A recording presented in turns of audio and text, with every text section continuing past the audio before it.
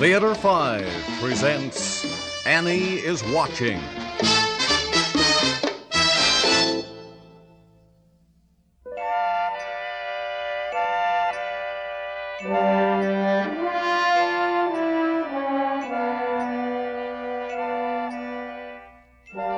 A lovely night, isn't it?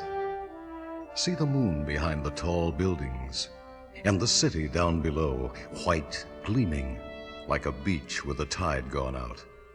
It's so quiet, you can almost hear the clicking of the traffic control boxes and the buzzing of the neon signs. Where am I? I'm in your office. Yours during the daytime, I mean.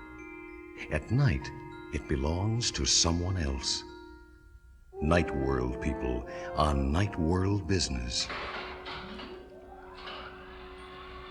Night people come after you've gone home. Down in the basement, the lockers clang, and then the elevators, humming, thumping, clanking, rise to your floor. Lights snap on again, doors fly open, and your office lives its second nighttime life. Or did you think it just sat there waiting for you to come in tomorrow morning, Listen. Swish, slither, and slop, the brush, the pail, and the mop. Clean, dust, empty your leavings, pick up the papers you've dropped, and finger your work curiously. Yes, the same work you'll begin again tomorrow morning. Who knows who touched it during the night? They did. And listen, they're talking about you. You're being rated according to their nighttime standards. Oh, they know all about you. Maybe too much about you. From touching your pictures, reading your papers, putting together the pieces of daytime life you leave behind you. And you leave a lot in that office. They know you, but you'll never know them. The scrub bucket army, the men and women of the cleaning armies. You who work in these offices by day, and they who work in them at night, are two independent tides that never rip or cross or meet. So don't say my office anymore. How can it be your office when they're in it every night? Helga? Oh, Helga, don't creep up on me like that. I thought you was the supervisor. Well, if I was, you'd be in trouble. Look, you shouldn't play the man's radio. You'll run down the battery. Let him put in a new one. It'll quit on him someday when he's listening to a ball game instead of working. He'll wonder why, and he'll think of everything but me. Oh, I like to bug the character in this office, Annie. You know what I do? Look, I play switch over with the stuff on his desk. What he has on the right side, I move to the left and vice versa. I can see him in the morning wondering, did I or didn't I put that there? Someday he'll go out of his executive mind. Well, that's not nice. Nice? You should know what a friend of mine did in one of her offices where the fellow was superstitious. He wound up in the hospital with a breakdown. Well, I don't try to worry my people. Your people? Annie, they don't know you exist. I wish they did. You know, I got nice people in my offices. I try to imagine all about them. That's a good part of this job. You do more than imagine. I seen you going through the desk drawers. Helga. That's good. Leave the radio off. What'd you find tonight? Here. A handkerchief. Mm-hmm. Phew, call that perfume? Throw it away. Now, I found it in Mr. Maynard's office. So? Mr. Maynard's wife would never wear such cheap perfume. How do you know? Oh, Mrs. Maynard. That's your crush, your dream girl. That's the one in the picture you keep buying flowers for. I just make sure that the flowers in the vase next to the picture are always fresh. And you buy new ones when they're not. Annie, who in the world do you think notices? I notice. Maybe she does. Well, what's the matter with you tonight? I don't know. I'm all mixed up. What is this handkerchief doing in Mr. Maynard's office? I know it's not his wife's. 3 guesses. Oh, you got an evil mind. How long have you been cleaning offices? Since my Steve died. 5 years. Long enough. What haven't you seen? Oh, not Mr. Maynard. With a wife like that, why should he be carrying on? How do you know? Did you ever meet her or her husband? Oh, I can tell you from her picture. If only I could help her in her hour of trouble. Help her win back her husband from that other woman.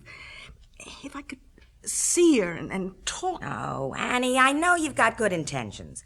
I know you've kind feelings.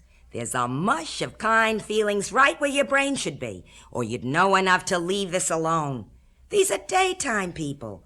You do what you want to in their offices at night, but you don't meet them on their ground. That's trouble. No, I gotta do something. I won't sleep tomorrow morning thinking what a beast her husband is. Mrs. Maynard, my poor little... So good, so sweet, so kind. How could he? How could he expect me to believe a story like that, Mother? Well, he did. Oh, I gave him the sweet wifey bit. It doesn't matter if you can't call me from the convention, Ed, as long as you're thinking of me. Oh, if he thinks of me, it's while he's waiting for some little... No, Mother, there is nothing wrong with me, but there's plenty wrong with him. I know when a man's too polite to be true, when he looks straight at you and doesn't really see you. Ed's been playing around on me for years. Someday I'll catch up with him and I'll hurt him the way he's hurt me. Mrs. Maynard. What is it? A letter for you. Just a second, Mother.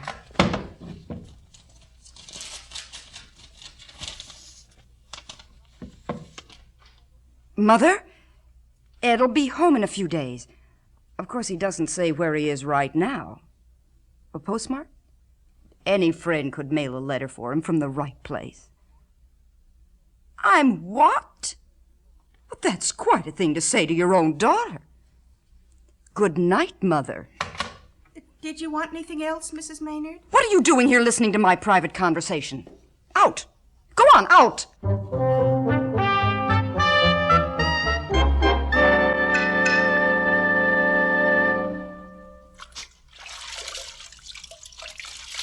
Annie, you're slow as mud tonight. Oh, my knees are just killing me. Well, hurry up. Sooner you get through, the sooner you're home. Oh, what's home? Eat, sleep, get up, all alone. Nothing there at home. I hope there's not too much mess next door, not with my knees.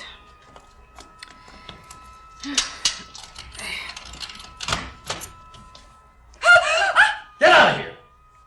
Don't stand there! Get out! I'm sorry. I didn't mean... Oh, excuse me, Mr. Maynard. So I came looking for you. Oh, Helga, how was I supposed to know? The office was dark. I didn't think anybody was in there. Well, you've done it now. I've done it, but he's the one in there with a woman and right in front of his wife's picture.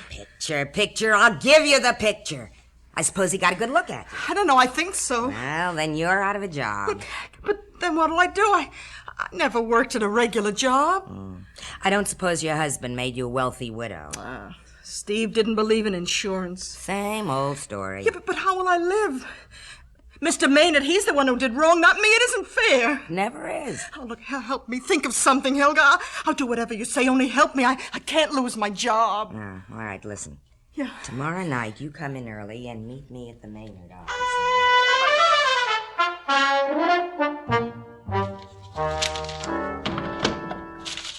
It must be in his address book, huh? You've been through his desk before, don't you know? Stay with me. Oh, I can't. Too much work downstairs. Good luck. Oh, here it is. Here it is. Mrs. Gloria Maynard, 2742 Sheffield Avenue. Phone Chester 318. Is that an 8 for sure? Oh, I guess so. No, I really... Drop that. Now put it back and close that drawer. Now let's see who you are. Annie. Aren't you Annie Ostroff? Ostrovich, Mr. Vincent. I'm Annie Ostrovich. I can't believe it. 5 years with us, a good worker. And you look like an honest woman, too. I'd have never believed it if I hadn't caught you stealing. Stealing? Why would I steal an address book? Who knows what else you took before I caught you? And you know our rule. Never handle personal property in the offices you clean. That address book is reason enough to fire you. Then I'm fired? I hope you have some other way of making a living, Annie Ostrovich, because you won't get another job with any maintenance firm in this whole country. And that's a promise.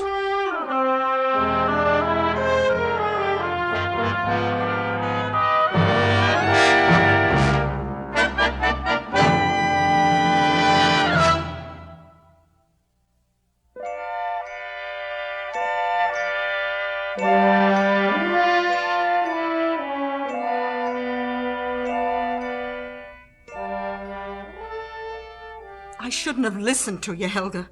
If I hadn't done what you said, if I hadn't gone in there, if that supervisor hadn't caught me, I could still have my job. You can still get it back. Why'd you think I asked you to get Mrs. Maynard's address in the first place? It's insurance. Look, you were bound to get fired sooner or later because her husband would be gunning for you. So now you're fired, so now you call her. I can't. Poor sweet lady, I can't hurt her by telling her about her husband. Don't call her. Go and see her. See her? Do it now. Help yourself and help her at the same time. Oh, she does need help, heaven knows.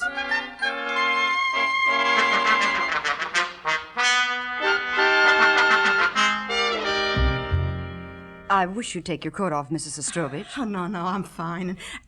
Please, won't you call me Annie? Everybody does. Well, what was it you wanted to see me about, Annie? It's hard to start. You see, I work in the same building as your husband. Only I work night times. He's one of my people.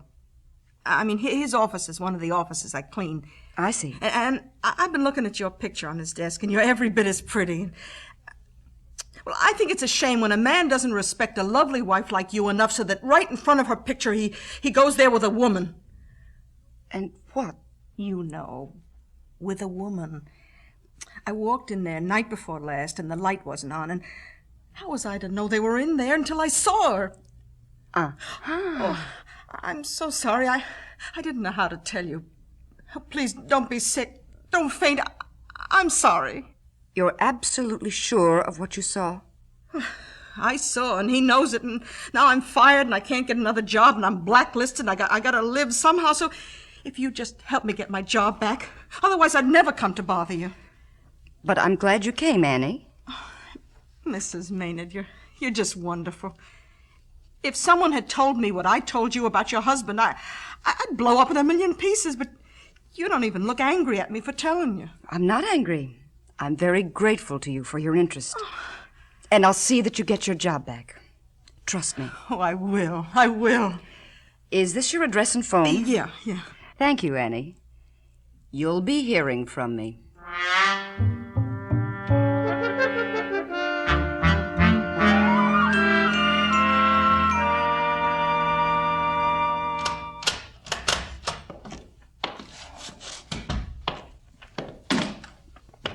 Ed? That's me. Welcome home. Ah, you can do better than that, dollface. But wait till I tell you my news. Something you've done? Something we're going to do, thanks to a certain sales quota I topped on the last day of the convention. Remember that trip to Scandinavia we were talking about? Mm-hmm. Well, how does first class, deluxe, and right now sound to you? Well, I'm glad the bank book picked up so much padding, Ed, but, no, I think Scandinavia is out. Why? I have another use for the money. You want a coat or something? Something, but more expensive. How much more expensive? Whatever the traffic will bear, I think. What is it? A settlement. And or alimony. Lots of alimony. What was that? Did you think I was so stupid that I'd never find out? Oh, Ed, I knew all along. And I'd wonder, who was it? Was she a so-called friend of mine, and was everyone laughing at me because I didn't know? That's what I'd wonder, and it hurt. Wait. Are you accusing me of running around with one of your friends? No, not since I found out that you confine yourself to casual pickups in the office. Who says I do? You've gone to a lot of conventions, Ed. Which ones were real?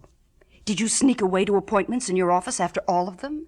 Nice, dark, deserted building. Just the two of you.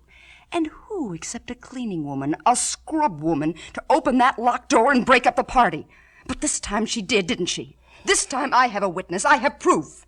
Is that her story? She came to me. She stood here in this room. Some twisted old maid full of poison. A poor, simple woman, desperate because you had her fired. I've got you, Ed. I've got you with a witness and proof. But you didn't really need them, huh? Because you were sure all along, Gloria. You've been sure for years. Don't you want any details? Names? Places? Please, I don't want to hear it. Don't tell me. Good. Because I can't tell you, Gloria. There's been nothing and nobody. The way you pushed me, I sometimes wondered if I hadn't been guilty and willfully blotted it out of my mind, but... No. Believe me, no. Annie saw you. Does Annie know my face? Well, of course. She recognized me right away, too. There's a picture of you on my desk. Is there a picture of me anywhere in my office? How do I know? There isn't. So now let's examine your proof. The cleaning woman who does my office every night saw a man and a woman in there. A man, but not me. Who then? I think I know. A friend, someone out of a job. I gave him my key so he could use my office, but not for this. Not for this. Who is he? I'm not going to tell you. Can you take my word that it wasn't me? I want to, but I can't. Where's Annie? The cleaning woman's number. Is this it? You'd call her? Yeah. Let her come right over here on a broom. Let her tell you I'm not the man she saw in the office.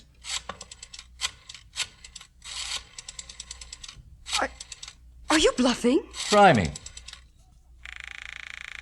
Ed, hang up. No. Hang up, please. Now you'll never be really sure. I think I am. Let's talk. Let's really talk to each other. It's been a long time since we did that. My fault. But let's try. All right, to tear up what's-her-name's phone number? Annie? You're absolutely sure you don't want me to call her over here? Last chance. Goodbye, Annie. Goodbye.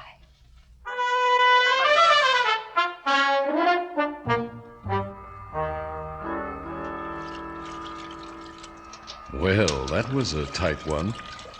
But Annie got out of it, didn't she? Ed saw that she got her job back, too. He and Gloria? Oh, still married. In fact, as Annie said to Helga the other day... They must be going to Scandinavia. The woman who does the office now found some travel folders under the blotter. Yeah, funny Mrs. Maynard never called you back. Nah, I figure he confessed and she forgave him. Now they're going on a second honeymoon. I feel just like Cupid. Would you do it again? You mean try to help? Yes, I would. But what are we here for if it isn't to help out wherever we can?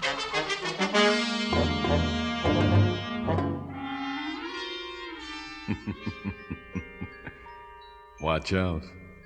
Annie has a new career. Advice to the lovelorn. Doctor of sick marriages. Think of her. Think of them all.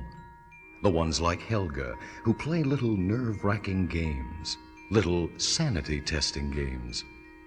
And the ones like Annie, who want to share your problems. Think of them rummaging in your office tonight. Have you left anything there you'd rather not have them see? Too late now. Sleep well, if you can.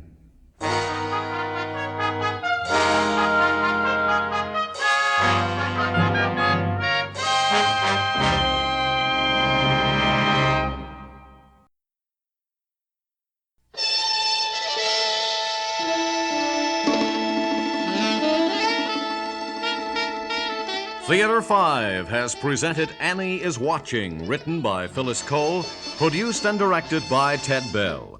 In the cast, Bryna Raeburn, Arlene Walker, June Graham, Kenneth Harvey, and Arthur Kohl. Audio engineers Marty Folia and Neil Pultz. Sound technician Ed Blaney. Script editor Jack C. Wilson. Original music by Alexander Vlastotsenko. Orchestra under the direction of Glenn Osser. Executive producer for Theater 5, Mr. Lee Bowman. We invite your comments. Write to Theater 5, New York 23, New York. This is Fred Foy speaking.